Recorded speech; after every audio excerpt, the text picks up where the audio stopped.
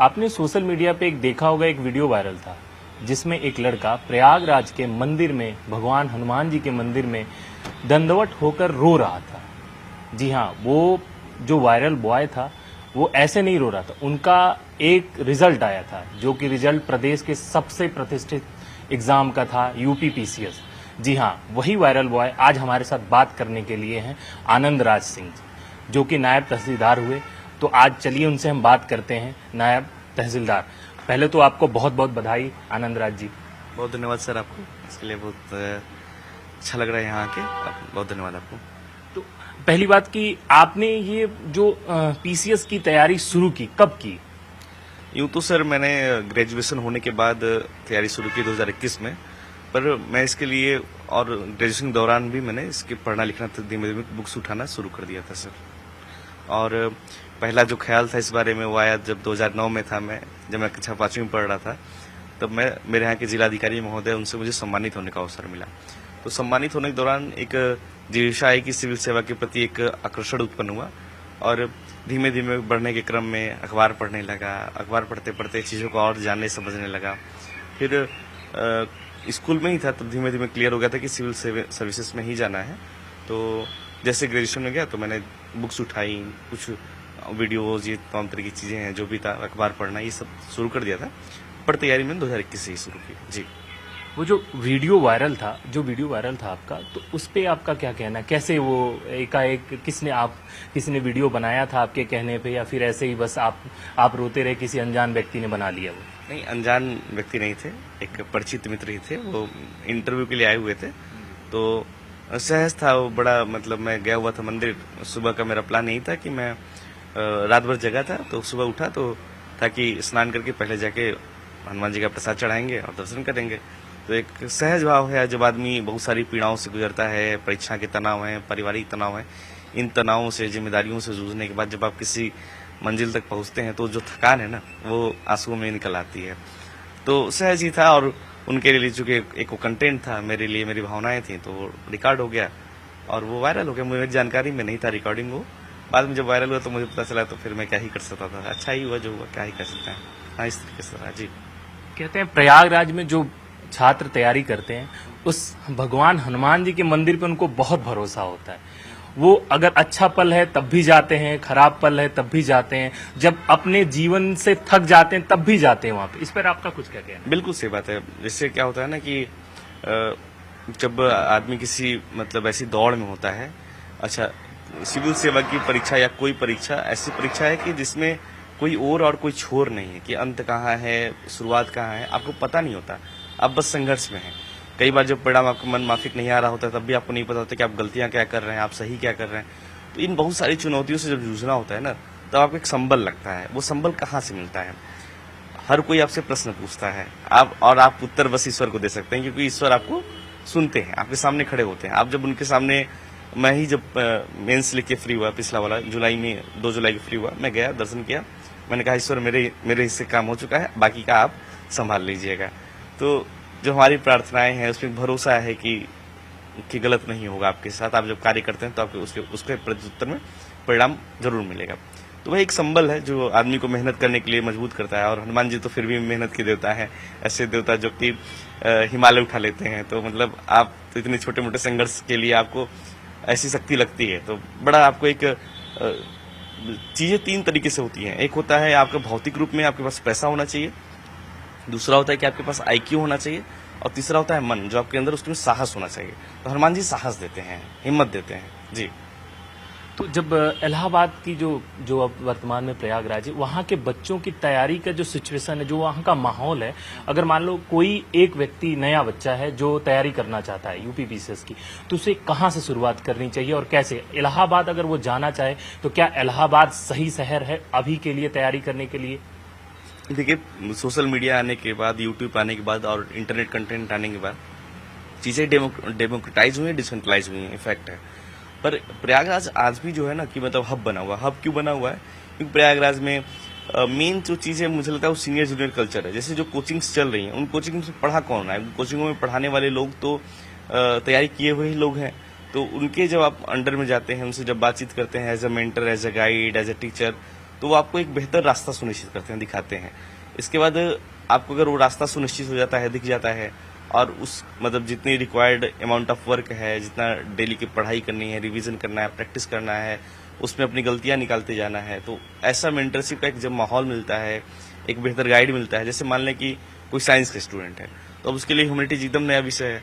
अब ह्यूमैनिटीज की तैयारी जो है बिना कोचिंग के, मतलब बिना किसी मार्गदर्शन के नहीं किया जा सकता, क्योंकि पहले तो अंडरस्टैंडिंग लगेगी, और टीचर वही है जो आपको बहुत कॉम्प्लिकेटेड चीज़ों को बहुत सिंपल वे में समझा दे। तो इलाहाबाद प्रयागराज में बहुत सारी कोचिंगें हैं जो आपको ये मौका देती हैं समझने का। अच्छा, इसके बाद जब कोचिंग खत्म हो जाता है, जैसे हमारी भी कोचिंग खत्म हुई, तो हम क्या कर रहे थे वहाँ पे, तो हम टेस्ट सीरीज लिख रहे थे, मेंटरशिप में जा रहे थे, प्रैक्टिस कर रहे थे, आंसर चेक करा रहे थे। तो प्रयागराज एक पूरा इकोसिस्टम देता है, और उस इकोसिस्टम में होने के बाद, उस माहौल में होने के बाद आप उन सारे कामों को करते हैं जो चयनित होने के लिए करना पड़ता है। पर जैसे कुछ लोग जो जाना चाहते हैं, कुछ लोग सेल्फ स्टडी करना चाहते हैं, किया जा सकता है, निश्चित रूप से किया जा सकता है। सबसे इम्पोर्टेंट है मेंटरशिप। और जहां तक क्या कंपल्सन है क्या प्रयागराज जाना, तो मैं ये नहीं समझता। इस बार का रिजल्ट ये भी तय करता है कि बहुत सारे लोग अलग अलग बैकग्राउंड से, अलग अलग जगहों से आकर चयनित हुए हैं, तो चीजें हो जाती हैं। बट क्या है कि आपको वो जो चीजें करनी है वो आपको एग्जैक्ट पता होना चाहिए, और आपको इसके लिए गाइडेंस और मार्गदर्शन मिलना जरूरी है। जी, जो प्रयागराज में छात्र हैं वो तैयारी करते हैं, बहुत सारे लोगों से मैंने बातचीत की है, अभी भी वो प्रयागराज को इलाहाबाद ही कहते हैं। हाँ, निश्चित रूप से मैं भी कहता हूँ कि कुमार विश्वास की कविता है कि दिल और बात करके इसमें आबाद रहते हो, कोई कल कह रहा था कि तुम इलाहाबाद रहते हो। तो इलाहाबाद दरअसल क्या है कि प्रयागराज अच्छा वर्ड है, नो डाउट, अच्छा शब्द है, नया मतलब पुराना नाम रहा है, पर इलाहाबाद में एक अपनापन सा है। इलाहाबाद, क्योंकि हमने इसको जब शुरू से कहा ना, तो इलाहाबाद कहना शुरू किया, तो इलाहाबाद अचानक से मतलब वो जो थोड़ा सा प्रेम वाला भाव है इलाहाबाद में, जो मतलब एक अलग। प्रयागराज से कोई समस्या नहीं है, प्रयागराज सुंदर नाम है, नो डाउट, पर इलाहाबाद भी प्रयागराज है। तो मतलब प्रयागराज कहिए, इलाहाबाद कहिए, जो कहिए वही शहर है, वही है जो हमारा है, और बड़ा खूबसूरत शहर है। संगम किनारे आप जाइए तो आपको वहाँ शाम में जाके टाइम स्पेंड करना, वहाँ लेटे हनुमान जी के दर्शन करना, वहाँ रेत पे बैठना, इधर उधर की बातें करना, बोटिंग करना, ये मतलब फेवरेट स्ट्रगल हो सकता है कि आप संडेज में, किसी छुट्टियों में आप वहाँ हमसे पूछे कि कोई मिले तो कहाँ चलना है, तो चलिए संगम घुमाते हैं, कंपनी गार्डन घुमाते हैं।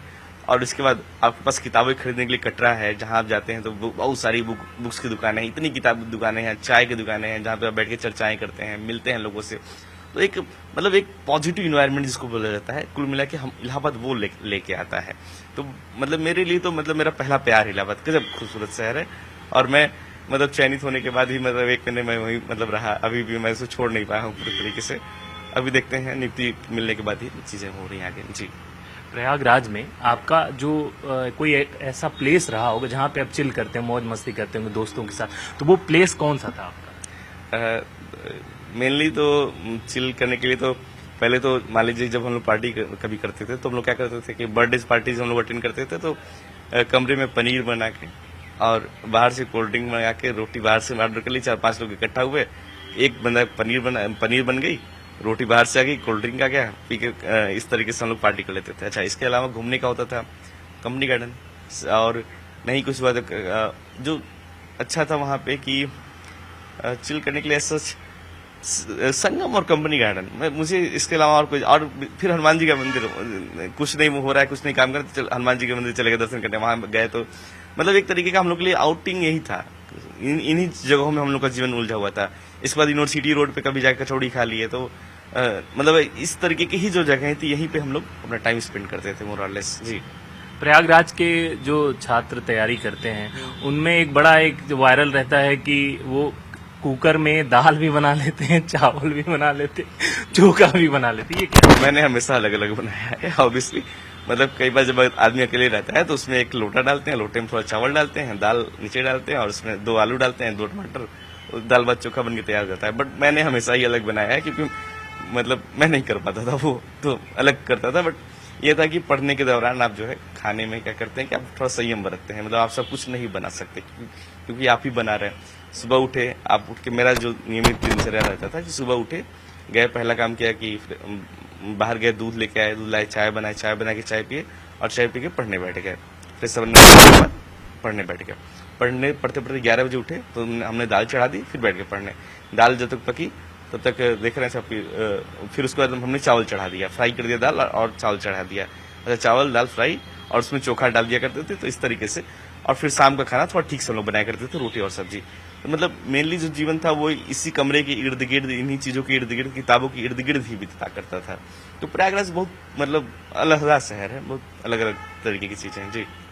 अगर प्रयागराज के छात्रों का स्ट्रगल के बारे में बात की जाए तो प्रयागराज में छात्रों का स्ट्रगल कितना टफ है, कैसा है?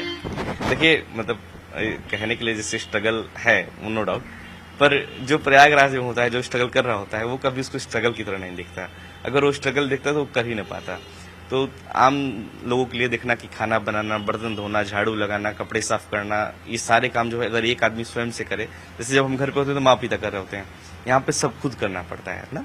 अच्छा, इसके बाद क्या है कि पैसे, कि आपको महीने का 2-2.5 हजार रुपये आज के रेंट में रेंट हो चुका है पर हेड पर रूम, तो 2,500-3,000 रुपये तक कमरे का किराया है।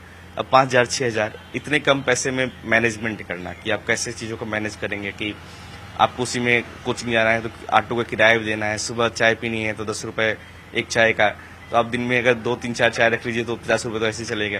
तो मतलब दिन का 100-200 रुपये खर्च करना है। अभी कभी नोट्स की खर्चे, किताबों के खर्चे। अच्छा, उसके बाद जो है मोबाइल का रिचार्ज कितना महंगा हुआ पड़ा है ना, रिचार्ज आज 5G का जमाना है, तो आपको नेट तो रखना ही पड़ेगा। तो अच्छा, इसके खर्चे बढ़े हुए हैं।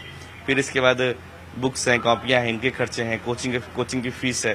तो मतलब ये जो इकोनॉमी, क्योंकि जो प्रयागराज में आता है ना, पूर्वांचल से आता है, तो पूर्वांचल में खेतीहर किसान फैमिलीज में पैसे की समस्याएं तो है ही है। ये तो नोन है कि जब धान गेहूं बिकता है तभी पैसा आता है, इसके अलावा तो पैसे की समस्याएं बहुत मतलब पूरे साल रहती है। अच्छा, इसके बाद क्या है कि आप जानते हैं कि इलाहाबाद में बाढ़ आता है, बाढ़ में बहुत सारे इलाके डूब जाते हैं। तो बहुत सारे इलाके डूबते हैं तो वहाँ पे डेंगू फैलता है। अक्टूबर-नवंबर में वहाँ पे डेंगू फैलता ही है, तो डेंगू का शिकार हो जाना, फिर खर्च होना, फिर इसके बाद और इसके साथ पढ़ाई लिखाई की अलग समस्याएं हैं कि आपका मान लीजिए कि आप बड़े भाग्यशाली हैं कि 1 या 2 अटेम्प्ट में आप चयनित हो जाते हैं, कि वहाँ पे PCS में और IAS में जो लोग लगातार अटेम्प्ट दे रहे हैं, 4-4 अटेम्प्ट, 5-5 अटेम्प्ट, 6-6 अटेम्प्ट, कब कोई 2 साल के लिए आया हुआ व्यक्ति कब 5 साल 7 साल बीत जाता है प्रयागराज में, पता नहीं चलता आपको। तो अच्छा, उस 5-7 साल में जो पारिवारिक रूप से चुनौतियां आती हैं कि माँ बाप, भाई बहन, परिवार, रिश्तेदार सब आपके पीछे पड़ जाते हैं, कब करोगे। अच्छा, 25, 26, 28 होने के बाद शादी का सवाल, पूर्वांचल में मुख्यतः यही उम्र है, शादी कब करोगे, लोग परेशान है, नहीं मतलब लगातार फोन आना। तो इन सब से आपको एक चिढ़ होने लगता है, और उन चिढ़ से भी आपको इलाहाबाद बच जाता है, क्योंकि आप घर जाना है तब कम कर देते हैं। फिर क्या होता है कि फिर आपके दोस्त होते हैं, तो खाना है, पैसे खर्च करने, खर्च कौन कर रहा है ये आपको पता नहीं होता है। सब कोई एक तरीके की समस्या झेल रहा है, फिर वो सब मिल के एक सामूहिक समाधान भी लेके आ रहे हैं। आप समझ रहे हैं कि वो फ्रेंड सर्कल में मान लीजिए कोई चयनित हो गया है और कोई नहीं चयनित हुआ है, तो जो चयनित हो गया है, नहीं चयनित वाले को आर्थिक रूप से और जो है कि मानसिक रूप से संबल देता है, समर्थन देता है। तो एक इकोसिस्टम पूरा बनता है जो एक दूसरे को सपोर्ट करता है। तो इलाहाबाद अपने साथ बहुत सारी चुनौतियां लेके आता है, वो चुनौतियां दुनिया को देखने में संघर्ष लगती हैं, पर इलाहाबाद ही उसका समाधान लेके आता है। वो समाधान बड़ा सुंदर होता है, बड़ा मजेदार होता है जी। जो आपका अटेम्प्ट था 2024 में, आप नायब तहसीलदार बने, तो ये आपका कौन सा अटेम्प्ट था यूपी PCS का? PCS का मेरा एक तीसरा अटेम्प्ट था। 22 से मैंने एग्जाम देना शुरू किया, 22 में प्री नहीं निकला था, तैयारी अच्छी नहीं थी। 23 में प्री निकला पहली बार, तो उसमें मेंस में कुछ नंबर से नहीं हुआ, और 24 में मेरा जो है तीसरा अटेम्प्ट था, और इसमें मैंने प्री भी निकला, मेंस भी निकला, फाइनली मैं चयनित भी हुआ जी। आपका पसंदीदा सब्जेक्ट कौन सा था? मेरे लिए पसंद हमेशा से रहा है, वैसे तो पूरा GS ही मुझे बड़ा मजा आता है पढ़ने में, बट अगर फिर भी पूछेंगे फेवरेट, तो मैं पॉलिटी कहूँगा, IR कहूँगा, एथिक्स कहूँगा, ये मेरे फेवरेट टॉपिक्स रहे हैं जी। तो आपका सब्जेक्ट रहा है पॉलिटिक्स, ठीक है, जो भी पॉलिटिकल साइंस रहा है, ठीक है, पॉलिटी। तो मुझे एक बात बताइए कि आपका मेंटोर कौन है? कोई तो एक दोस्त रहा होगा आपके साथ जो आपका हमेशा सपोर्ट किया हो आपके इस स्ट्रगल में, कि आपको मोटिवेशन करता रहता हो, हमेशा मोटिवेट करता रहता हो कि आप ऐसे करो तैयारी, या फिर ऐसा कुछ? मेरे शिक्षक रहे हैं, मेरे मतलब प्रयागराज में जब मैं पढ़ता था कोचिंग में, तो वहीं पढ़ाया करते थे। विनीत अनुराग सर हैं, दिव्यदान सिंह परिहार सर हैं। तो मैं जैसे विनीत सर और परिहार सर, ये मतलब 2 लोग मतलब जिन पे मैं बहुत यकीन भी करता था, क्योंकि ये लोग बहुत मतलब वेल क्वालिफाइड लोग हैं, एग्जाम लगातार लिखे हुए हैं, सर ने लगातार इंटरव्यू दिया है इसका। तो इन लोग के अंडर में मैं रहा, तो इन कॉपी चेक कराना, आंसर चेक कराना, कई तो लगातार जब लगता था कि नहीं हो रही है चीज़ें, स्पेसिफिकली मुझे डर अक्सर IAS के लिए लगता था, PCS के लिए उतना डर नहीं लगता था, पर फिर भी जो इम्प्रूवमेंट्स हैं अपनी कॉपीज लेके जाता था, तो उसमें सुझाव देना है कि ये कर सकते हो, अच्छा ये कर सकते हो, अच्छा तुम ये पढ़ सकते हो, बस ऐसे कर सकते हो, हमेशा मोटिवेटेड रखना, मतलब बातचीत करना, बातचीत के लेवल पे, मतलब इस जैसे सिविल सर्विसेज में क्या है ना कि कोई सेमेस्टर के एग्जाम तो है नहीं कि आप पास हो रहे हो फेल हो रहे हो, पता चल रहा है हर महीने कुछ ना कुछ चीजें आ रही है, ऐसे होता नहीं। यहाँ पे हर एक साल में चीजें बदल रही हैं, हर एक साल में नया अटेम्प्ट देना है, तो उन अटेम्प्ट्स में आप लोग फंसते जाते हो। कई बार जब नहीं लगातार नहीं होगा ना, तो फिर आपको वे आउट नहीं मिलेगा। तो उसमें गलतियां क्या हो रही हैं और क्या ऐसा करना चाहिए कि गलतियां खत्म हो जाए या सुधार हो जाए, तो इन दोनों स्तरों पे आपको एक गाइड की आवश्यकता पड़ती है। और मैं भाग्यशाली हूँ इस मामले में कि मेरे पास बहुत शानदार तरीके के गाइड थे। विनीत सर और प्रयास से बहुत समर्थन मिला है। और भी नाम है, मतलब कुछ भाई हैं, बड़े भैया हैं जो पीसेस ऑलरेडी हुए हैं, उनसे बातचीत होना, उनसे कम ही बातचीत हो पाती थी लेकिन वो लोग भी बड़ा मोटिवेटिंग थे। कभी पैसे नहीं है तो उन्होंने भेज दिए, शायद नहीं हो रहा है तो अच्छा कर दिया, इस तरीके की चीजें थी। तो प्रयागराज बड़ा, मतलब इस मामले में बड़ा अच्छा है जी। आगे भी तैयारी जारी रहेगी? किसी और होगा कोई कि मुझे यही बनना है, क्या पता आपको नया तरीका पसंद है, आगे भी कुछ करना होगा ये सब? बात पसंद नापसंद की नहीं है, पसंद हमेशा से मुझे सिविल सेवा में होना था। और नायब तहसीलदार भी आपको अपग्रेड करके तहसीलदार बनेंगे, फिर प्रमोशन होकर एसडीएम बनेंगे विद द टाइम। पर अभी तो मतलब अभी तो शुरुआत है, अभी 2 अटेम्प्ट हुआ है, अभी आईएएस दे रहा हूँ, पीसीएस भी दे रहा हूँ, अभी तो हूँ लाइन में जी। तो ये थे हमारे साथ आनंद राज जी, जिन्होंने 2024 के एग्जाम में नायब तहसीलदार का पद हासिल किया और बहुत सारी स्ट्रगल के बाद ये सारी चीज़ें हासिल की। कैमरा पर्सन गोपी के साथ समीर सिंह, न्यूज़ 18 लखनऊ।